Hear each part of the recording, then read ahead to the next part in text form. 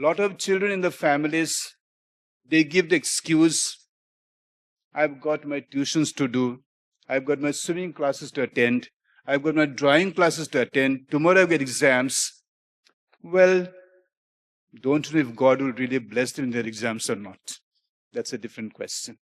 Whatever it is, our responsibility is to make them come with us to the church. We fail or not, it's a different matter.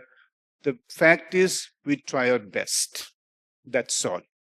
God is there to judge us, whether we have done our part or not. We need also to pray together in our families. Next point, a very important point, which was brought out over here, is being human is the priority.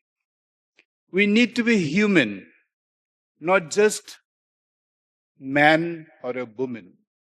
Human being. Being human is a very important part of our life. It's a priority of our life because that includes a lot of things like charity, like kindness, like compassion, like generosity, like not judging others. There are a lot of other things. We need to be peacemakers. In the family, there are so many quarrels, so many fights, so many disputes, so many misunderstandings. The head of the family, or we as family members, we need to bring peace into the family, because where there is peace, there is joy, there is happiness, there is the blessings of God. Another important point is love our neighbors as our own. It's a very difficult commandment of God. Love your neighbor as yourself. Long time back, I attended a conference where this point was brought out, love your neighbor as yourself. Can we really love our neighbors as ourselves?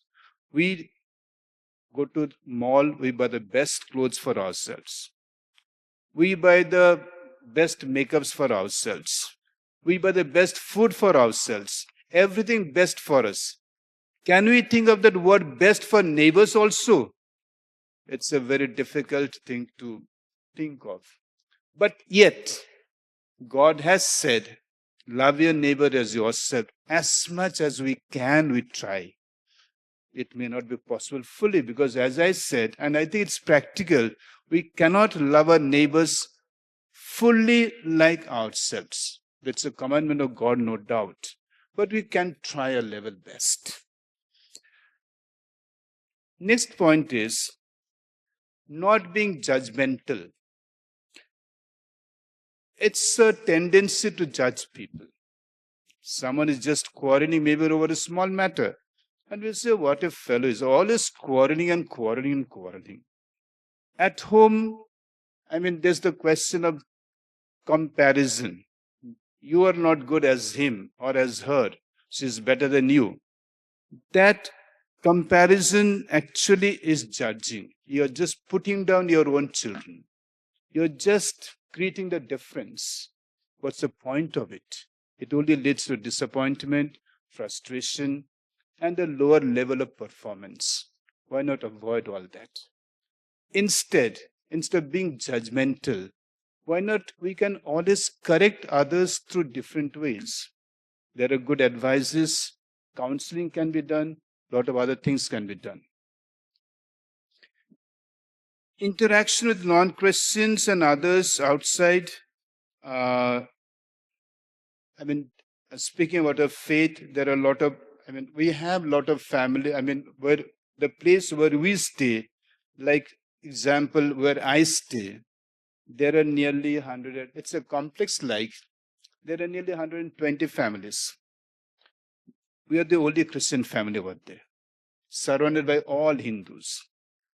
But to our good fortune, we are not regarded as someone different. We're just, regarded as a part of their family, their environment, their everything.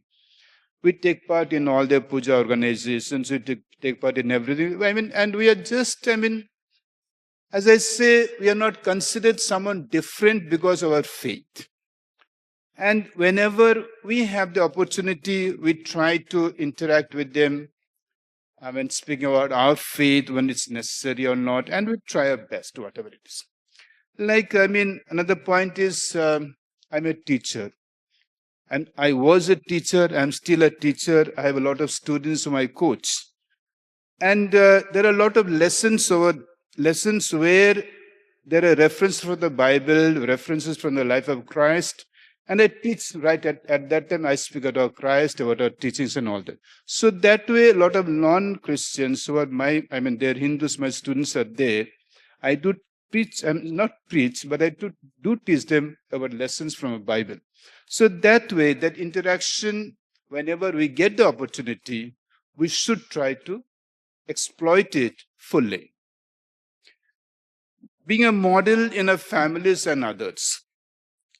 Well, it's definitely a quite difficult thing to be a model. Because what's the definition of being a model? A perfect example of something. We are not perfect. No one is perfect. So, in spite of not being perfect, in spite of all our imperfections, we can be models definitely in many ways. Like we can be model of hope, model of kindness, model of generosity, model of compassion, model of strong faith. These are things we can be models of.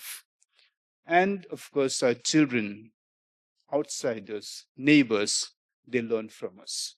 So being a model in our families and others is very important. Not being a gossip monger. It's something that we often sort of see. People gossiping about others, people criticizing others. Criticism is a very negative effect, point in our lives. We have our own defects, we have our own faults. Why should we go to criticize others? Last point, being responsible.